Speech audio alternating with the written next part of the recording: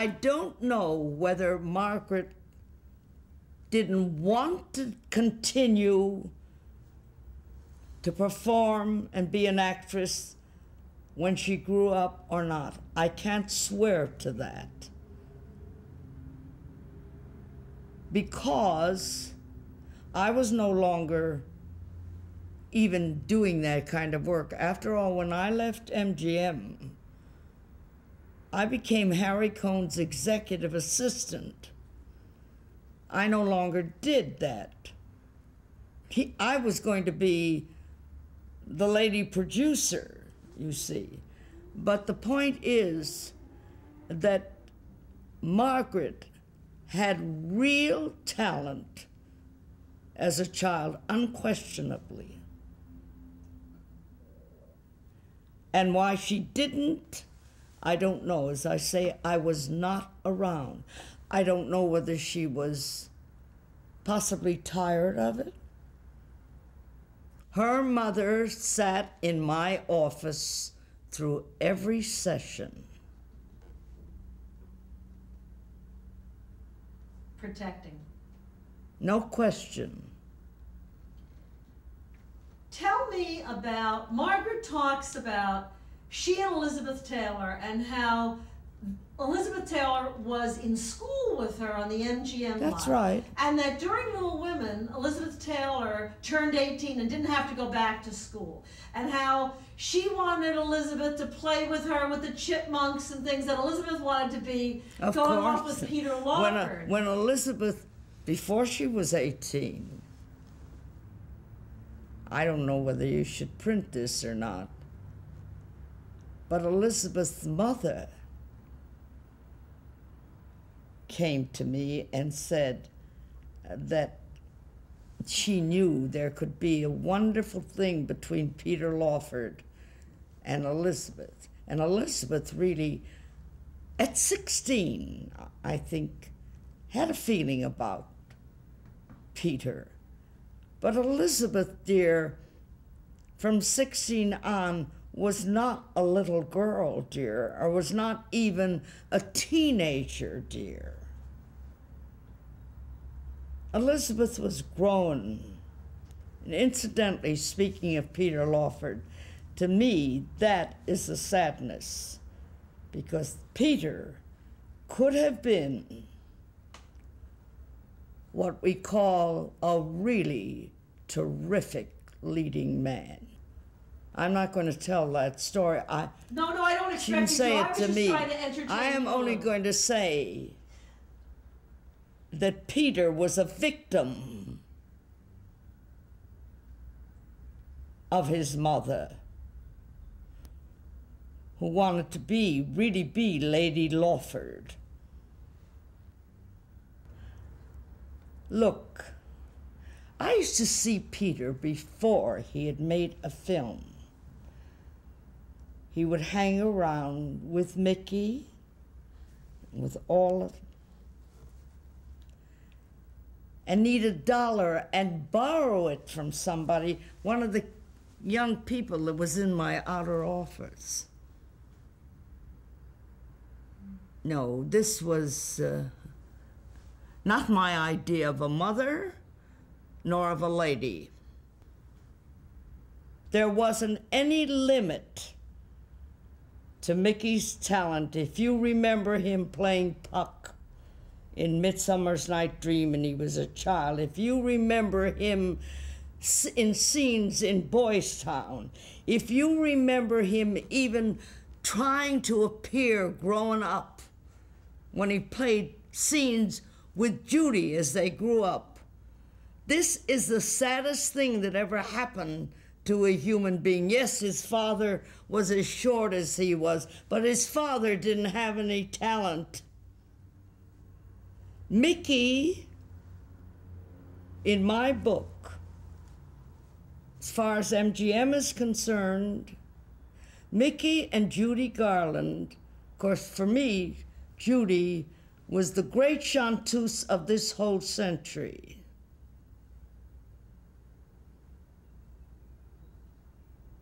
And look, there are other very wonderful ones. But let's stay on Mickey now. But Mickey could have played anything. If he'd been a few inches taller, I'll make it very clear this time. Even a few inches taller, because James Cagney was not that much taller.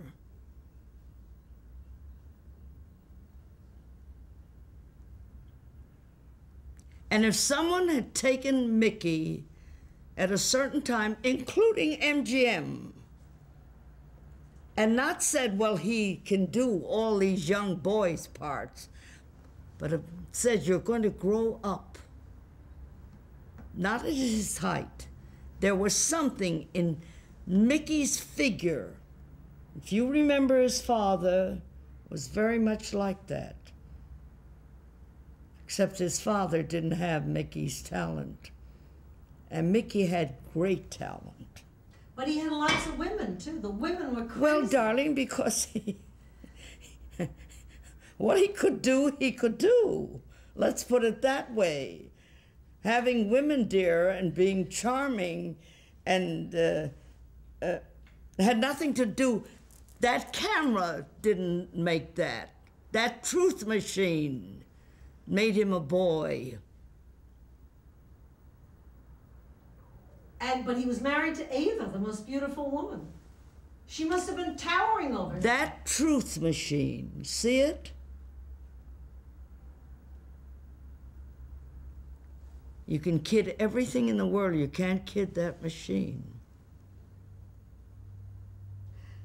I don't think anybody's ever said that. I don't think the young man that's running that maybe ever heard it. But you wonder why. You see a person that's quiet, it's reserved. Something comes out on that screen that you don't believe. Then you see someone with a great personality. It seems as though, and I'd like to know if this was intentional, that Mr. Mayer signed what he thought would be the American family. He had old people like Edmund Gwen, he had a dog, he had Lassie, he had the children, the teenagers. That was the greatness of MGM in my book. Was the greatness for a writer, because he said, I don't have to worry who's going to play this role. I don't have to worry about casting it. I've got everything right here.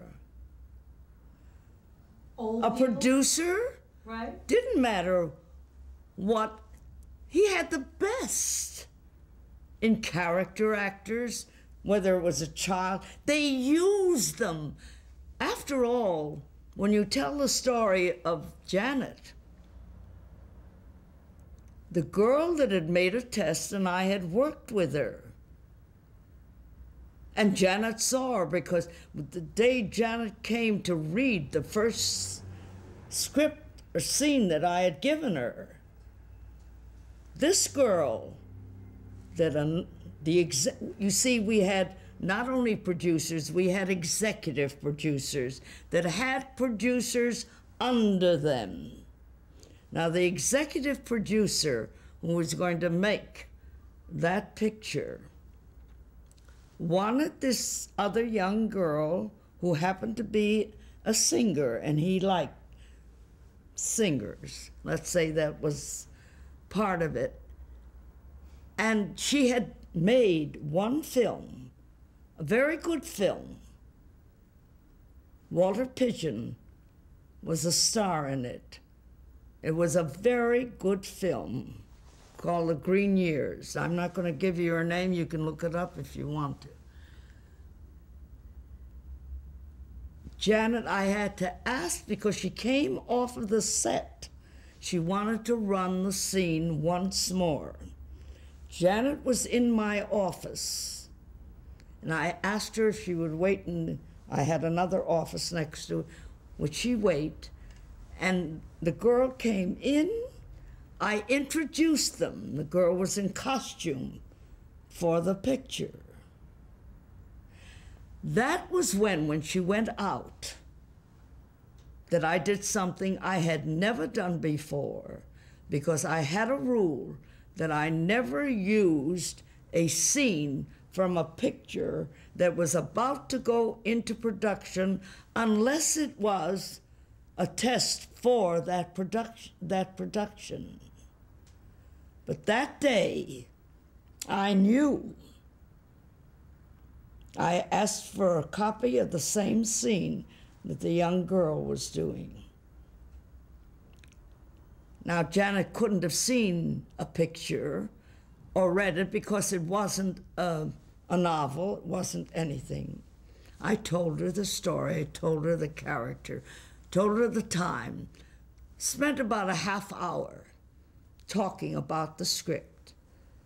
And I said, can you come back quickly today or the next day or the day after? Oh, she said, I can come back tomorrow. I said, you don't have to memorize, because I never asked them to memorize scene, to read. I wanted to see and hear it that way. She came back. She read the scene for me.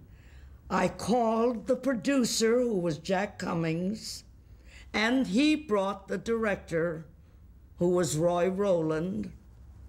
They sat in my office.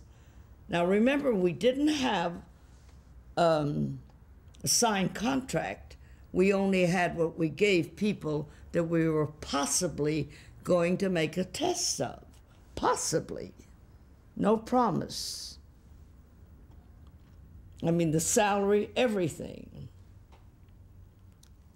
And Jack Cummings said, I saw his eyes just open up and shine. And Jack Cummings said, we're going to wardrobe. And Janet said, do you know what was happening? Well, she went to wardrobe. And the test was made, and Van Johnson made it with her, as he had done with the other young person.